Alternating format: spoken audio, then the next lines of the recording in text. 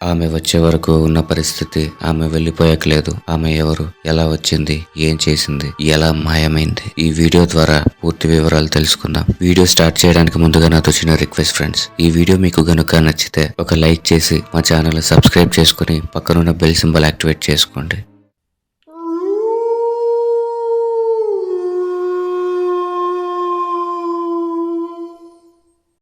చరిత్రలో చెప్పలేనని మిస్టరీలున్నాయి. వాటిలో కొన్ని తెలుసుకుంటే ఆశ్చర్యం కలక్క మానదు. అలాంటి ఒక ఘటన 1980 జూన్ లో జరిగింది. అమెరికాలోని ఇండియానాలోని I-74 రోడ్డుపై జరిగింది ఘటన. రాబర్ట్ డేవిడ్సన్ తన బైక్ డ్రైవ్ చేస్తూ వెళ్తున్నాడు. చూస్తుండగానే ఆకాశంలో మబ్బులు మరింత పెరిగాయి. చీకటి కమ్ముకుంది. అక్కడక్కడ ఆకాశం ఉరుముతోంది. ఆల్రెడీ తుఫాన్ రాబోతుందని హెచ్చరిక ఉంది. రాబర్ట్ దాన్ని పట్టించుకోలేదు. ఏం కాదులే అనుకున్నాడు. మరి కాస్త దూరం వెళ్ళగానే వర్షం మొదలైంది. ఇక లాభం లేదనుకున్నాడు. బైక్ రోడ్డు పక్కన ఆపాడు. దాని బాక్స్ లో దాచిన రెయిన్ జాకెట్ బయటకు తీశాడు. దాన్ని అలా ధరిస్తూ ఉండగా ఆకాశం నుంచి వచ్చిన మెరుపు అతనిపై దాడి చేసింది. 2 లక్షల వోల్టుల కరెంటు ఒక్కసారిగా అతనిపై ప్రవహించింది. నిల్చున్న చోటే అలా కుప్పగోలాడు. ఉలుకు పలుకు లేదు. ప్రాణం ఉందో లేదో తెలీదు. అది చూసిన కొంతమంది అక్కడికొచ్చి అతన్ని కదిపారు. చనిపోయినట్లున్నాడు అనుకున్నారు. వెంటనే అంబులెన్స్ కి కాల్ చేశారు. ఆ తర్వాత జరిగింది ఒక ఆసక్తికర పరిణామం. ఈ తుఫానుపై ముందుగానే అందరూ అలర్ట్ గా ఉన్నారు. అంబులెన్స్ కి కాల్ చేసిన కొన్ని నిమిషాలకే పారామెడికోలు ఘటనా స్థలానికి వచ్చారు. రాబర్ట్ ని కదిపేందుకు ప్రయత్నించారు. ప్రథమ చికిత్స లాంటిది చేశారు. కానీ అతనిలో ఏమాత్రం కదలిక లేదు. వాళ్ళ అబ్జర్వేషన్ లో విషయం అర్థమైంది. అతని బాడీలోని కీలక అవయవాలు ఏవి పని చేయట్లేదు. తామేం చేసినా అతను బతకడు అనుకున్నారు. జోరుగా వాన పడుతోంది. అతన్ని అంబులెన్స్ ఎక్కించారు. ఒక్కటే వాన. చుట్టూ ఏమీ కనిపించట్లేదు. రోడ్డుపై వాహనాల రాకపోకలాగిపోయాయి. అలాంటి సమయంలో ఈ అద్భుతం జరిగింది. రాబర్ట్ ని అంబులెన్స్ లోకి ఎక్కించగానే అందులోని ఎలక్ట్రిక్ పరికరాలన్నీ పనిచేయడం మానేశాయి. కరెంటు కూడా పోయింది. అప్పటికే అక్కడికి చేరుకున్న ఫైర్ ఇంజిన్ సిబ్బంది తమ దగ్గర బ్యాకప్ బ్యాటరీలు ఉన్నాయని చెప్పారు. వాటిని ఉపయోగిస్తే తిరిగి పవర్ వస్తుంది అనుకున్నారు. అలా వాళ్ళు మాట్లాడుకుంటూ ఉండగా ఎటు నుంచి వచ్చిందో తెలీదు. ఓ నల్ల కొట్టు ధరించిన మహిళ వాళ్ళ ముందు ప్రత్యక్షమైంది. ఒక్కసారిగా వాళ్ళంతా ఆశ్చర్యపోయారు. ఇంత హోరువానలో ఆమె ఎక్కడి నుండి వచ్చిందా అని చుట్టూ చూస్తే అక్కడ ambulance, fire engine, Robert bike తప్ప ఇంకేమీ లేవు. ఆ మహిళ, నేను రాబర్ట్ ని ఒకసారి ముట్టుకుంటాను అంది.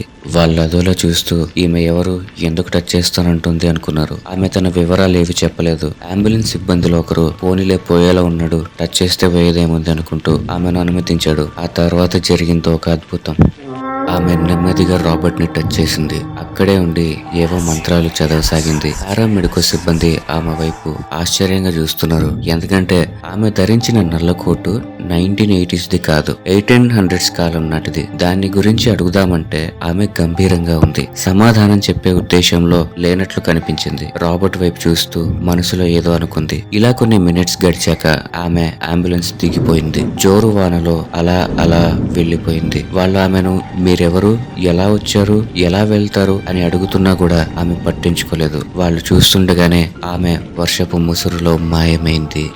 ఆమె అలా వెళ్ళిందో లేదో అంబులెన్స్ లో కరెంట్ వచ్చేసింది. ఆ తర్వాత అనూహ్యంగా రాబర్ట్ శరీరంలోని మెయిన్ ఆర్గన్స్ అన్ని పనిచేయడం మొదలు పెట్టాయి. అతన్ని వేగంగా ఆసుపత్రిలోని ఎమర్జెన్సీ వార్డుకు తీసుకెళ్లారు. కానీ అతను స్పృహలో లేడని, దాదాపు చనిపోయినట్లే అని డాక్టర్లు భావించారు. కోమాలోకి వెళ్లిపోయాడని ప్రకటించారు. 2 months తర్వాత రాబర్ట్ మొదటిసారి తాత అయ్యాడు. ఆ తర్వాత అతను కోమా నుంచి బయటకు వచ్చాడు. దాంతో ఆ మహిళ ఎవరు అన్న అంశంపై హాట్ డిబేట్ నడిచింది. అసలు ఆమె రాలేదని పారామెడికోలు కట్టుకదల్లారని కొందరు అన్నారు. లేదు, వచ్చిందని పారామెడికో వాళ్ళు ఖచ్చితంగా చెప్తున్నారు. వచ్చి ఉంటే ఆమె ఎవరో చెప్పాలని మరికొందరు డిమాండ్ చేశారు. ఇలా ఆమె ఎవరన్నది మిస్టరీగానే అయింది.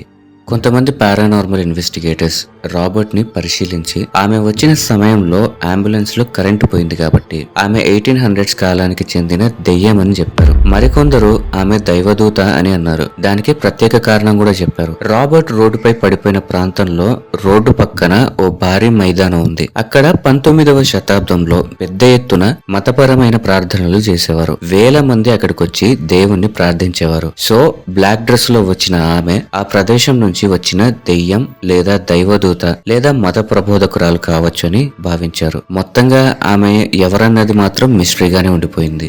మరి నిజంగా జరిగిన ఈ ఇన్సిడెంట్ గురించి మీరేమనుకుంటున్నారో కామెంట్స్ లో చెప్పండి. ఈ వీడియో నచ్చితే లైక్ చేయండి, మీ ఫ్రెండ్స్ అండ్ రిలేటివ్స్ తో షేర్ చేసుకోండి, మీ అభిప్రాయాలను కామెంట్ చేయండి. అలాగే మా ఛానల్ ని సబ్స్క్రైబ్ చేసుకుని పక్కనున్న బెల్ సింబల్ యాక్టివేట్ చేసుకోండి. Thanks for watching.